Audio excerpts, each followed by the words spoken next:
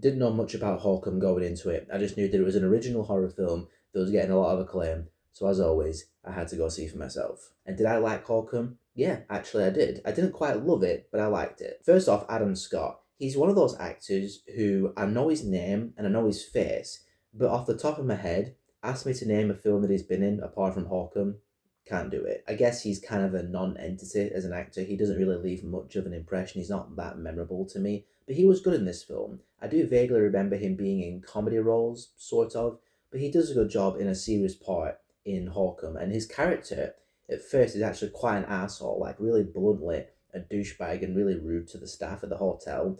But you learn his backstory and you understand why he's so damaged and why he writes such bleak novels. Not original characterization by any means, haunted by your past and trying to overcome trauma from your past, that kind of thing. But he wasn't an empty vessel of a character, so there you go. This film mainly succeeds in atmosphere and intrigue. The setting of this hotel in the middle of nowhere in Ireland was really good. There was some kind of eerie feel to it, that there's some kind of history with the woods, some history with the hotel. There's the story of a witch inside the hotel, and there's a whole intrigue of, is the witch real? Is it not? Is it BS? And I like seeing Adam Scott's character try to navigate the folklore kind of undertones of the story, of the setting, of the whole story with the witch in the hotel and trying to find out if it's actually real or not. One of the staff members of the hotel goes missing, so Adam Scott's character sets out to find her and confronts the idea of this witch and if it's real or not. And I was just really pulled into the basic story of trying to find this staff member and getting to the bottom of this whole witchcraft thing and is it real, is it not?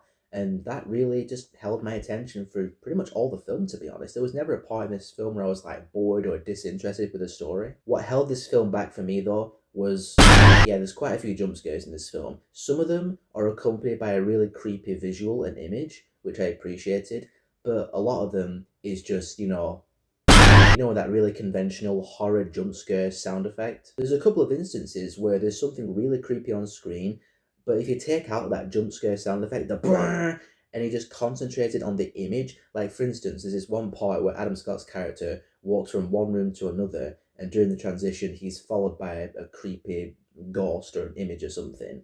And without the brrr, and you just concentrate on the creepy woman following him, it would have been 10 times creepier. Could have even made the hair on my neck stand up, but the jump scare sound effect just took all the creepiness out of it because you just jolt in to the big sudden sound. It's reflex, it's not fear, and it's not being scared. So is Hokum the next horror classic? Not entirely. But in a world where horror is the most hit and miss genre for me, this is one of the hits, and that ain't nothing.